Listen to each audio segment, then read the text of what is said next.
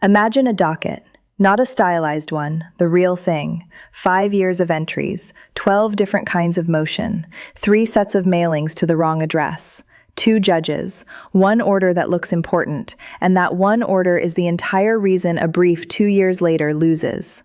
The order is a single line. It says, in essence, the court has considered the motion and denies it without findings.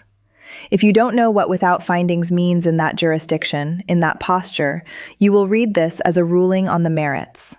You will draft the appeal as if the court ruled against you on the substance. It didn't. It declined to rule on the substance. The brief built on that misreading is dead before any judge of the appellate court reads it, not because the legal theory was weak, because the procedural posture was misread. I'm Janet. This is video 1 of 10 about a problem that has nothing to do with the substance of any particular case. The question is, what does the system actually say has happened before you start arguing about what should happen? Every brief filed in any court has a header. The header tells the court, and tells the other side, exactly what the appealing party thinks happened below. 2 pages later, when the substantive argument starts, the substantive argument is built on top of what the header said happened. If the header is wrong, the brief is wrong. The arguments may be elegant, the cites may be perfect, the policy may be airtight.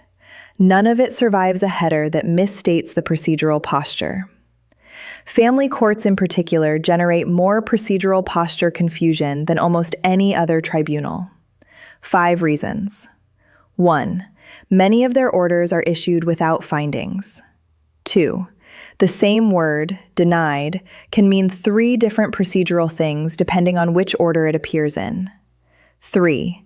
Mailings are sent to the wrong address often enough that the parties were notified is not always the same thing as the parties received notice. 4.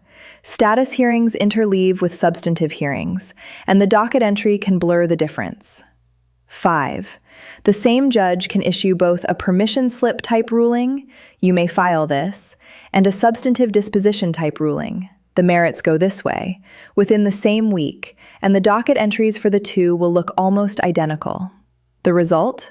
A litigant relying on the docket alone can confidently tell you the wrong thing about what just happened. And the brief that follows from that wrong thing is the brief that loses on motion. 2 orders, same court, same week, same docket, same judge. Order 1 says, the motion to file the amended pleading is granted. The party is permitted to file the amended pleading. Order 2 says, the motion to dismiss is granted. The case is dismissed. If you read those 2 orders carelessly, or if you read only the docket entries summarizing them, you can absolutely come to the conclusion that the court has granted everything the moving party asked for. Both orders use the word granted. Both are dated within days of each other. Both bear the same judge's signature. They are not the same kind of order. Order 1 is a permission slip. The court is not endorsing the contents of the amended pleading. It is saying, this side has leave to bring this filing into the case. The court has decided nothing about whether the filing's claims are true or whether they win. Order 2 is a substantive disposition. The court has weighed the dismiss motion against the case. The case is over. A brief that confuses these 2 orders has misread the floor of the case. Every cite that follows is suspended over a posture that doesn't exist. Family court rulings, in any given hearing, almost always end up in one of 4 dispositions. Granted on the merits, the court has weighed the substance and ruled in favor of the moving party. This is a substantive disposition. It sets the floor for what comes next. Denied on the merits. The court has weighed the substance and ruled against the moving party. Also a substantive disposition. The moving party loses on substance, and any appeal must challenge the substance. Granted, without findings. The court has permitted something to occur. Leave to file, leave to amend, leave to take a step, without weighing the substance. Procedural disposition. The party has won permission, not the merits. Denied, without findings. The court has declined to rule.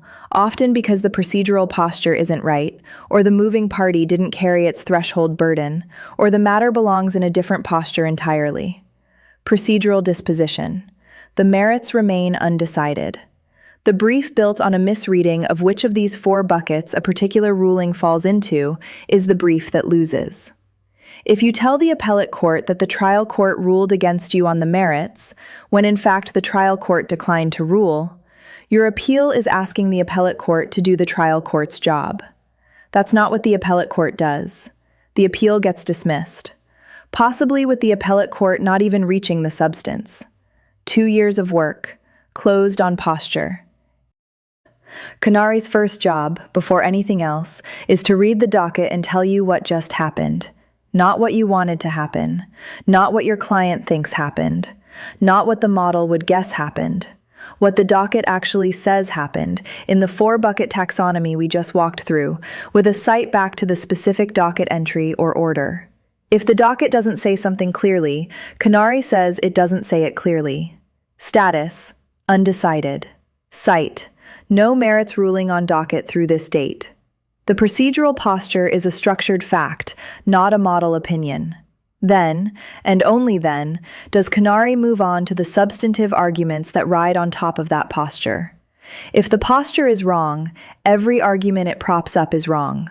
So the first job has to be the floor. 2 scenarios. Without qnarre, the operator, the lawyer or the litigant or the agent, reads the docket, draws a procedural conclusion, and writes the brief.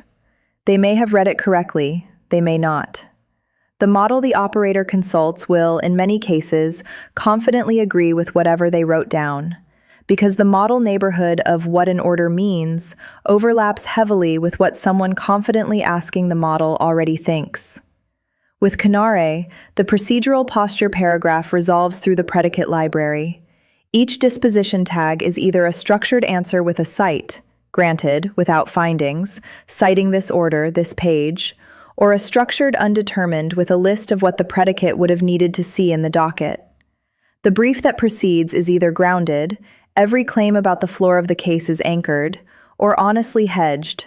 The brief itself flags posture uncertainty before the appellate court does. The brief that loses on posture stops being possible. The brief that wins on substance gets a chance. Next video. What is a narrative, formally? Predicates over named entities. Why the floor of a case is just a special case of the broader narrative analysis problem.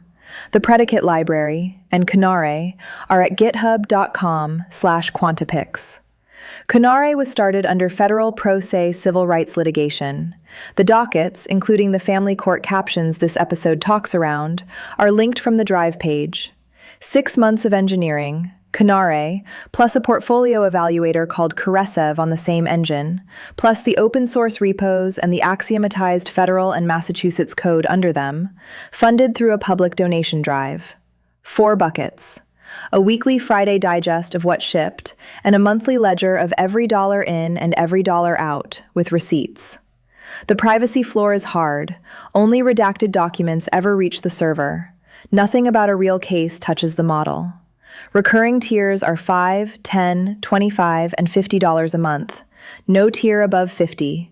No naming, no advisory seat, no early access. The work is the thank you. If a system that reads the docket before it argues the substance is the kind of tool you want running on a redacted version of your case, the Drive page is in the description. Otherwise, see you in 2.2.